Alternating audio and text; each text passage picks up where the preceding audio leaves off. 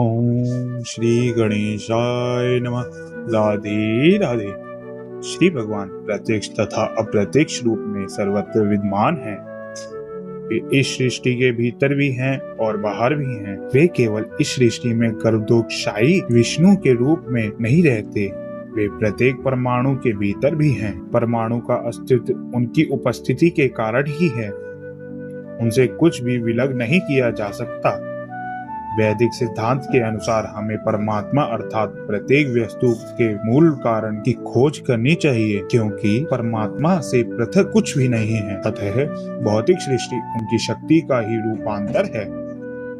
जड़ पदार्थ तथा जीवित शक्ति आत्मा भी उन्हीं से उद्भूत है। जो मूर्ख होगा वही इस निष्कर्ष पर पहुंचेगा कि जब परमेश्वर प्रकट होते हैं तो वे पदार्थ की परिस्थितियों को स्वीकार करते हैं। यदि प्रत्यक्ष रूप से वे भौतिक शरीर ग्रहण करते हैं तो भी वे भौतिक परिस्थितियों के अधीन नहीं रहते। अतः श्री कृष्ण अवतरित हुए हैं और उन्होंने श्री भगवान के प्रकट तथा अप्रकट होने के समस्त दोषपूर्ण निष्कर्षों को ध्वस्त कर दिया। हे स्वामी, आपका अवतार स्थित तथा तिरोधान सारे भौतिक गुणों के प्रभाव से परे हैं। चूंकि आप प्रत्येक वस्तु के नियामक तथा परब्रह्म हैं, अतः आप में कुछ भी अकल्पनीय या विरोध मूलक नहीं है। जैसा आपने कहा है, प्रकृति आपकी अध्यक्षता में उसी तरह कार्य करती है जिस तरह कोई सरकारी अधिकारी मुख्य कार्यकारी के आदेशों पर काम करता है। अधीनस्थ कार्यकलापों का आप पर कोई प्रभाव नहीं पड़ता, क्योंकि आप परब्रह्म हैं तथा सारे नियम आप में अवस्थित हैं और प्रकृति के सारे कार्यकलाप आपके द्वारा ही संचालित होते हैं। अतः इनमें से कोई कार्यकलाप आप पर प्रभाव नहीं डालता। आप शुक्लम कहलाते हैं। शुक्लम अर्थात ध्वल परम सत्य का प्रतीकात्मक निरूपण है, क्योंकि भौतिक गुणों से यह अप्रभावित रहता है। ब्रह्मा जी रक्त अथवा लाल कहलाते हैं, क्योंकि सृजन के लिए वे रजोगुण तथा प्रतिनिधित्व करते हैं। तमस भगवान शिव जी को सुपुर्द किया, क्योंकि वे संपूर्ण सृष्टि का संहार करते हैं। इस दृश्य जगत का सृजन, संहार तथा पालन आपकी शक्तियों द्वारा संपन्न होता है, तो भी आप इन गुणों से अप्रभावित रहते हैं, जैसा कि वेदों द्वारा पुष्ट किया गया है। हरि निर्गुण साक्षात श्री भगवान सदैव ही समस्त भौतिक गुणों से मुक्त होते हैं। यह भी कहा जाता है कि परमेश्वर में रजो तथा तमोगुण का अनुभव रहता है। हे प्रभु, आप परम नियंता श्री भगवान तथा इस दृश्य जगत की व्यवस्था को बनाए रखने वाले हैं। आप परम नियंता होते हुए भी कृपा करके मेरे घर में अवतारित हुए हैं। आपके अवतार का कारण संसार के उन आसुरी शासकों के अनुयायियों का वध करना है, जो राजकुमारों के वेश में रहते हुए वस्तुतः असुर हैं।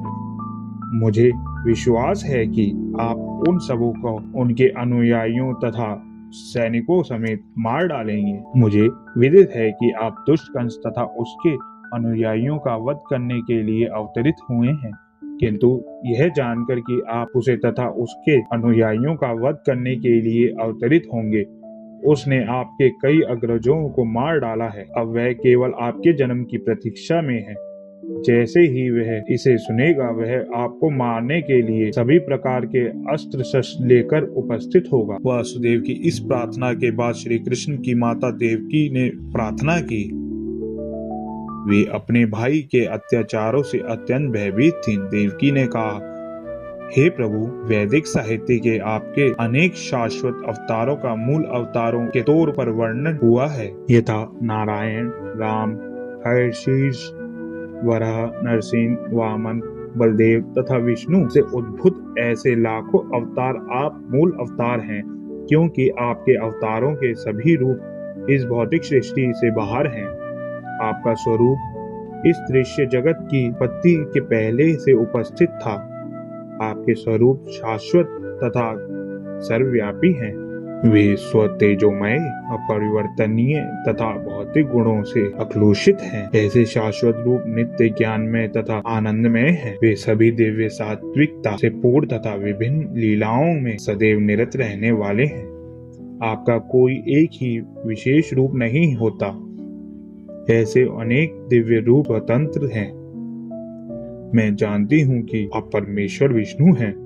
लाखों वर्षों बाद जब ब्रह्मा के जीवन का अंत होता है तो दृश्य जगत का विलय हो जाता है। उस समय पृथ्वी, जल, अग्नि, वायु तथा आकाश, ये 5 तत्व महत्व तत्व में प्रवेश कर जाते हैं।